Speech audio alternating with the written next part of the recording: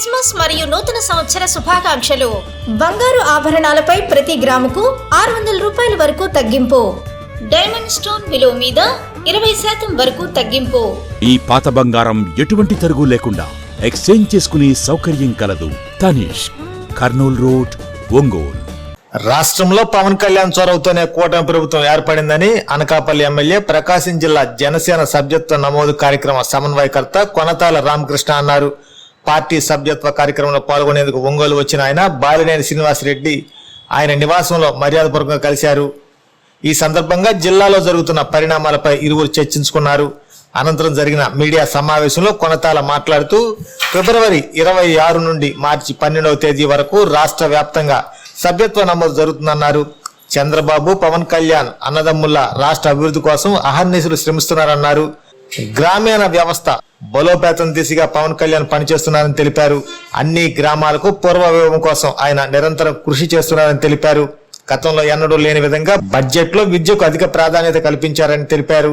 రాష్ట్రంలో బలవంతమైన శక్తిగా జనసేన ఎదుగుతుందని తెలిపారు. సమన్వయ కమిటీల ద్వారా కూటమి ఐక్యత కోసం నిరంతరం పనిచేస్తామని అన్నారు. పార్టీలో బాలినేనికి సముచిత స్థానం ఉంటుందని, పవన్ కళ్యాణ్ మనసులో ఆయనకు ప్రత్యేక స్థానం ఉందని కొనతలు అన్నారు.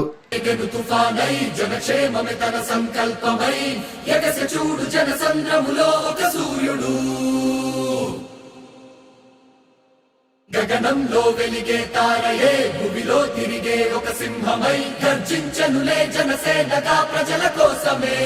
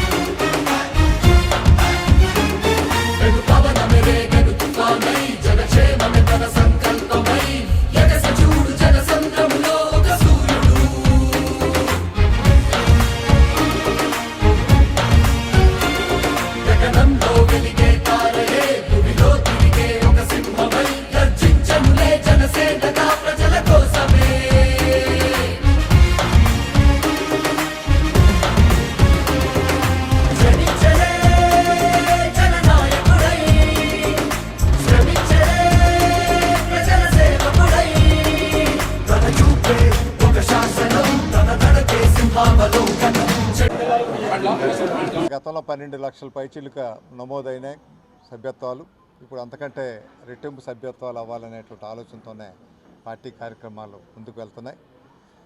ఒక పటిష్టమైనటువంటి పునాది వేసే విధంగా పార్టీ గ్రామ స్థాయిలో, బూత్ స్థాయిలో అభివృద్ధి పరిచేటువంటి కార్యక్రమంలో భాగంగానే ఈ సభ్యత్వ నమోదు కార్యక్రమాలు తీసుకువెళ్లాలని మా పార్టీ అధ్యక్షులు, ఉప ముఖ్యమంత్రి వర్యులు పవన్ కళ్యాణ్ గారి ఆదేశాల మేరకు వారి తాలూకా చొరవతోనే ఈ రాష్ట్రంలో కూటమి ప్రభుత్వం ఏర్పడి తెలుగుదేశం, బీజేపీ, జనసేన పార్టీలు కలిపి ఒక మంచి ప్రభుత్వంగా, ప్రజాప్రభుత్వంగా అభివృద్ధి బాట వైపు దూసుకు వెళ్తూ చిన్నాభిన్నం అయిపోయినటువంటి రాష్ట్ర ఆర్థిక వ్యవస్థను గాడిలో పెట్టి రాష్ట్రాన్ని పునర్నిర్మాణం వైపుగా తీసుకెళ్తున్నటువంటి కార్యక్రమాలు జరుగుతున్నాయి.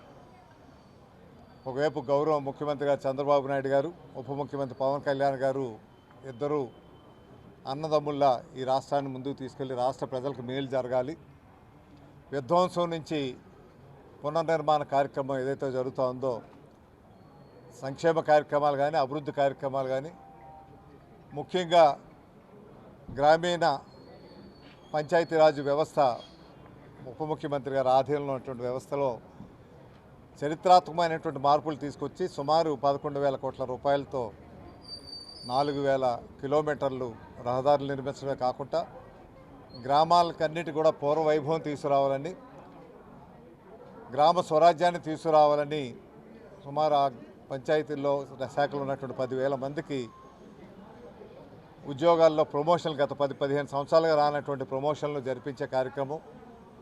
అదేవిధంగా జల్ జీవన్ మిషన్ ఏదైతే ఉందో గత ప్రభుత్వం ఆదాయంలో కుంటుబడినటువంటి జల్ జీవన్ మిషన్ని కేంద్రంతో మాట్లాడి మళ్ళీ 2 సంవత్సరాలు పొడిగించి 28,000 కోట్ల రూపాయలతో మొదటి విడతలో 12,000 కోట్ల రూపాయలతో అన్ని గ్రామాలకి ప్రతి ఒక్క ఇంటికి కుళాయి కనెక్షన్లు ఇవ్వాలని ఇటువంటి మహత్తరమైనటువంటి ఆశయాలతో ఒకవైపు పెన్షన్ కార్యక్రమం ఇప్పటివరకు సుమారు 53,000 కోట్ల రూపాయలు ఖర్చు పెట్టిన కార్యక్రమం జరిగింది.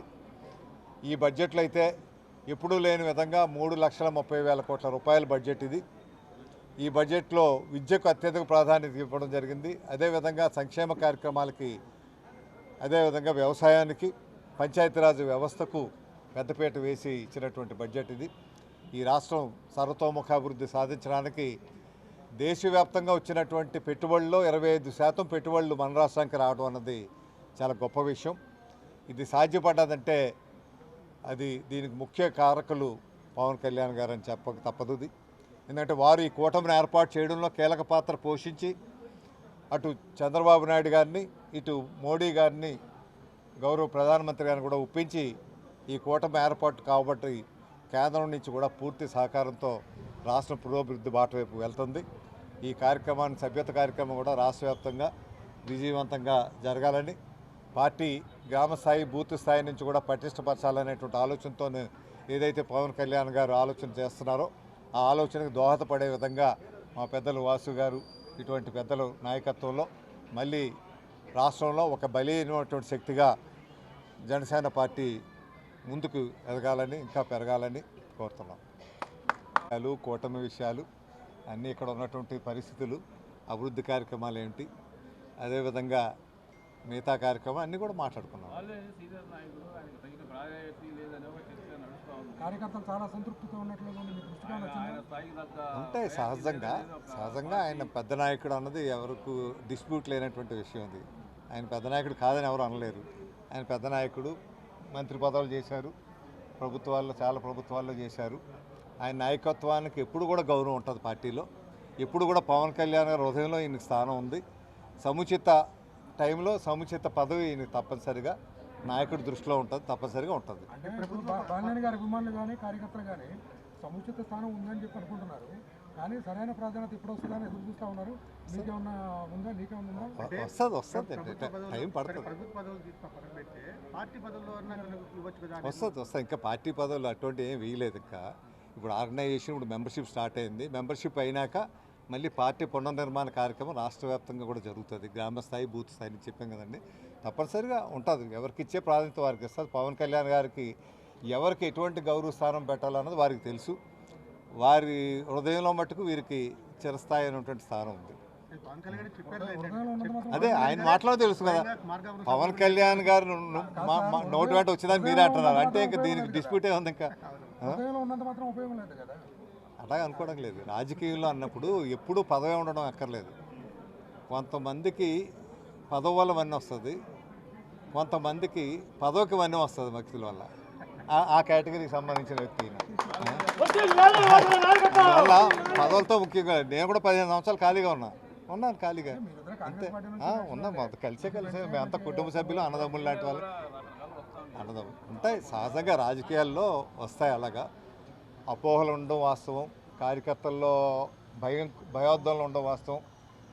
ఎంతకాలం ఈ పోరాటం అన్నది ఉంటుంది. ఇవన్నిటికీ సరైన సమాధానం సరైన టైంలో మా గౌరవ అధ్యక్షులు పవన్ కళ్యాణ్ గారు సరైనటువంటి సముచిత నిర్ణయం తీసుకుంటారు. వీరికి గౌరవప్రదమైన స్థానం ఎప్పుడూ ఉంటుంది. ఈయన పదవి అక్కర్లేదు. పదవి ఉన్నా లేకపోయినా వాసు అంటే వాసే. దాన్ని ఎవరైనా రిప్లేస్ చేయగలుగుతారు? ఎవరో రిప్లేస్ చేయలేరు. అంతే. కానీ మీ పార్టీలో ఆయన తీసుకున్నప్పటి నుంచి ఆయనకి మీరేం చేశారన్న ప్రశ్న కార్యకర్తలు అడుగుతూ ఉన్నారు. వస్తే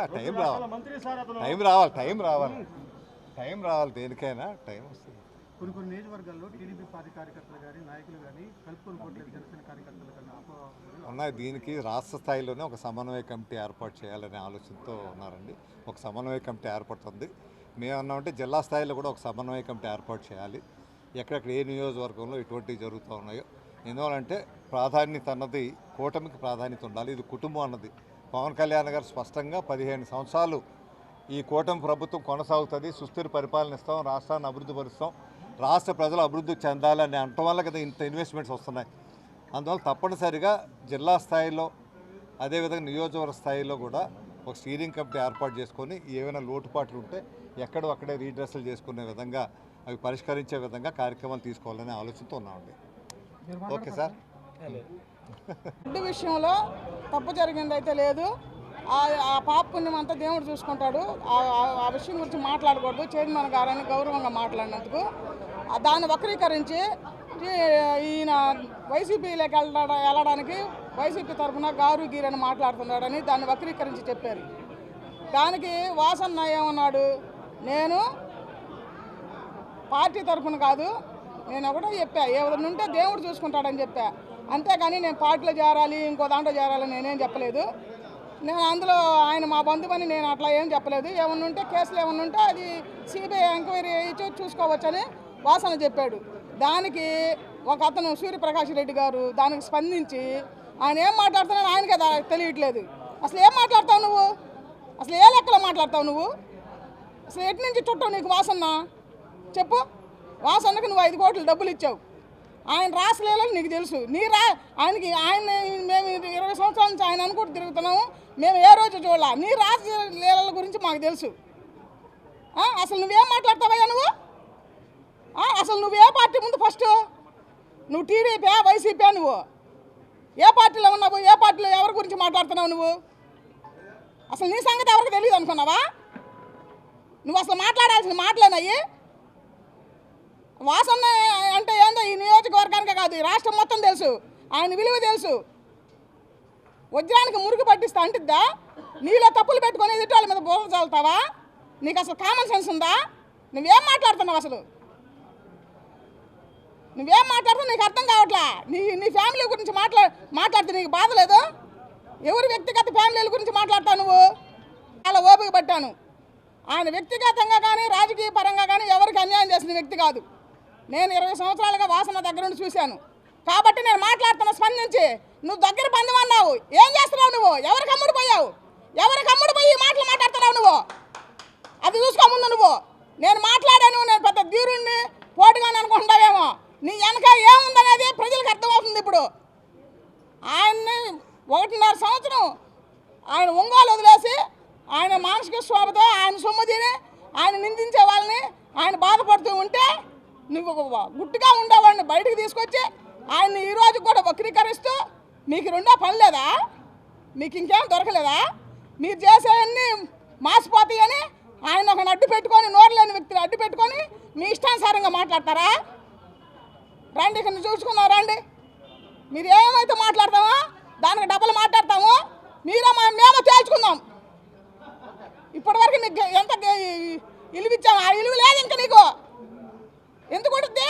నువ్వేమనుకుంటున్నావు? అసలు ఎన్ని మాటలు చేసావు, ఎంతమందిని ఇది చేసావు అని భయపడతారు నీకేమన్నా?